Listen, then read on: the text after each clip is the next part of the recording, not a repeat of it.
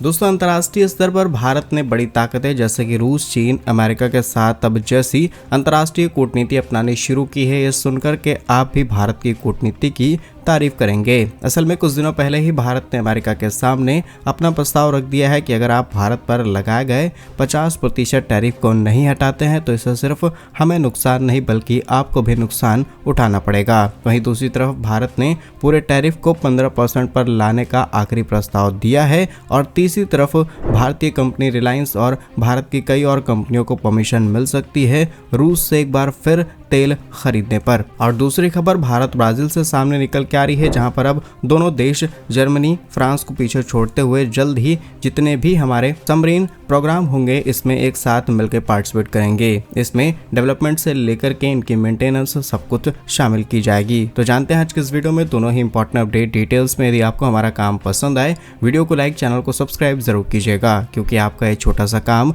आप तक ये जरूरी और सही खबरें लाने में हमारी बड़ी मदद करता है। तो सबसे पहले भारत अमेरिका से आ रही अपडेट की बात की जाए तो भारत ने अमेरिका के सामने आखिरी प्रस्ताव रख दिया है। इसमें अमेरिकी डेलीगेशन के साथ साथ अमेरिका का कॉमर्स मंत्रालय भी शामिल है, जहां पर भारत ने कहा कि आपने जो भारत पर 50% टैरिफ लगाया है, इसमें जो एडिशनल 25% टैरिफ है रूस से तेल खरीदने पर, पहले तो इसे कम किया जाए और बचा हुआ 25% भी उसमें 10% की कटौती की जाए और भारत पर सिर्फ 15% टैरिफ लगाएं। अदरवाइज आपको नुकसान उठाना पड़ेगा। भारत तो नुकसान झेल ही रहा है, लेकिन समय के साथ भारत के एक्सपोर्ट्स बढ़ते चले जा रहे हैं। जहां सितंबर में भारत के एक्सपोर्ट्स अमेरिका की तरफ गिरे, लेकिन अक्टूबर में भारत के एक्सपोर्ट अमेरिका की तरफ बढ़ गए। अब आप ज़्यादा टैरिफ लगाएंगे, इससे चीज़ें आपके देश के अंदर महंगी होंगी और भले ही हमें कम एक्सपोर्ट करने का मौका मिले, लेकिन ओवरऑल नुकसान अमेरिकी अर्थव्यवस्था को भी होगा। लेकिन अब अमेरिका का इस पर क्या रिएक्शन आएगा, इस प्रस्ताव को कितनी जल्दी पारित किया जाता है, इस पर क्या सहमति बनेगी, इसका खुलासा कुछ दिनों बाद होगा। लेकिन दूसरी तरफ भारत ने रूस के साथ व्यापार करने का एक बार फिर मन बना लिया है और अमेरिका की कुछ हद तक मंजूरी भी भारत को मिल चुकी है। बड़ी खबर यह है कि रिलायंस इंडस्ट्रीज लिमिटेड एक बार फिर रूस से कच्चे तेल यानी कि क्रूड ऑयल के आयात को शुरू करने जा रही है। ब्लूमबर्ग में छपी रिपोर्ट के मुताबिक गुजरात में स्थित दुनिया की सबसे बड़ी रिफाइनरी रूस से तेल खरीद पर बातचीत शुरू कर चुकी है। खास बात यह है कि रिलायंस को इसके लिए अमेरिका से 1 महीने की स्पेशल छूट मिल चुकी है और यह खबर ऐसे समय में आई जब हाल में पश्चिमी देशों के प्रतिबंध की डर से रिलायंस ने रूस से तेल खरीद को बंद कर दिया है। अब आपको लगेगा कि यहाँ पर छूट देते हुए भारत का फायदा किया जा रहा है, लेकिन आप शायद गलत हो सकते हैं, क्योंकि भारत यहां से तेल यूरोपीय देशों को ही एक्सपोर्ट करने वाला है। सूत्रों के अनुसार अमेरिका ने रिलायंस को रूसी सरकारी कंपनी रोसनेफ्ट से तेल खरीदने के लिए 1 महीने की मोहलत दी है। इससे पहले अमेरिका ने अक्टूबर में रोसनेफ्ट और लुकोइल जैसी रूसी कंपनियों पर कड़े प्रतिबंध लगाए थे और विदेशी कंपनियों को 21 नवंबर तक अपने पुराने सौदे निपटाने का समय दिया था। अब रिलायंस को मिली इस एडिशनल छूट के बाद नवंबर के आखिरी हफ्ते तक करीब 15 रूसी जहाज जामनगर में कच्चा तेल पहुंचाएंगे और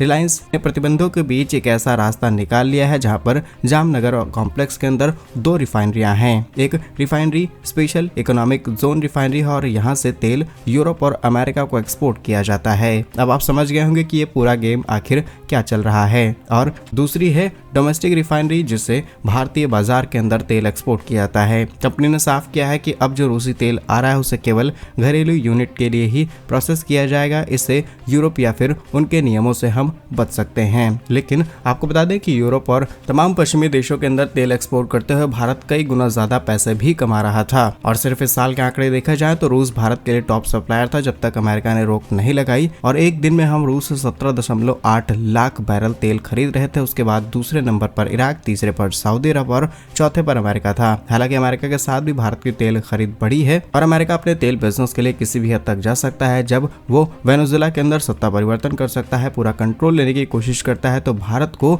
आखिर कैसे छोड़ दिया जाए जो अपने प्रॉफिट के लिए रूस से सस्ता तेल खरीद रहा है। फिलहाल यूरोप के कहने पर ही भारत के ऊपर इस तरीके के प्रतिबंध लगे थे ताकि भारत रूस से तेल ना खरीद पाए। आपको बता दें यूरोपियन यूनियन ने अनाउंसमेंट की थी कि जनवरी 2026 से उन रिफाइनरियों को ईंधन नहीं खरीदा जाएगी जो पिछले 60 दिनों से रूसी तेल का इस्तेमाल किया है। इसे देखते हुए रिलायंस ने अपनी एक्सपोर्ट यूनिट को पूरी तरीके से रूस मुक्त कर दिया, यानी रूस से यहाँ पर तेल नहीं आ रहा। अब वहाँ केवल मिडिल ईस्ट और अन्य देशों का कच्चा तेल इस्तेमाल हो रहा है ताकि यूरोप को होने वाले एक्सपोर्ट पर किसी भी तरीके की आंच न आए और इससे भारत को मोटी कमाई होती है। आपको ये भी बता दें कि रूस और यूक्रेन युद्ध के बाद भारत को रूस से काफी सस्ता कच्चा तेल मिला। रिलायंस ने रेजोनेफ्ट के बीच सालाना लगभग 2.5 करोड़ टन यानी 5 लाख बैरल रोजाना तेल खरीदने एक लंबा कॉन्ट्रैक्ट भी साइन किया था। हालांकि नवंबर के दौरान जब रूसी तेल सप्लाई कम हुई तब रिलायंस ने इराक, कुवैत, सऊदी अरब जैसे देशों से अपनी तेल खरीद का 41% हिस्सा बढ़ा दिया है। अब देखते हैं रिलायंस ग्रुप को मिली 1 महीने की छूट में रिलायंस ग्रुप कितना ज्यादा तेल रूस से खरीदती है और ये तेल डील कहां पर जाकर के रुकती है। 1 महीने में ठीक ठाक बिजनेस किया जा सकता है, लेकिन जितना भी तेल खरीदा जाएगा वो सिर्फ डोमेस्टिक मार्केट में इस्तेमाल होगा। इस पर आपका क्या कहना है कमेंट्स में जरूर लिखिएगा। दूसरी खबर भारत और ब्राजील से सामने निकल के आ रही है, जहां पर भारत और ब्राजील स्कॉर्पियन पनडुब्बियों की मेंटेनेंस और लाइफ साइकिल को मेंटेन करने के लिए एक बहुत ही इंपॉर्टेंट मेमोरेंडम ऑफ अंडरस्टैंडिंग को साइन कर चुके हैं। ये इंडियन नेवी, ब्राजीलियन नेवी और मेज़ेगॉन डक शिप बिल्डर्स लिमिटेड के द्वारा साइन किया गया है, जिसके तहत दोनों देश पनडुब्बी maintenance, logistic, training, spare parts और R&D जैसी जानकारी आपस में शेयर करेंगे, जिससे भविष्य में अपने स्कॉर्पियन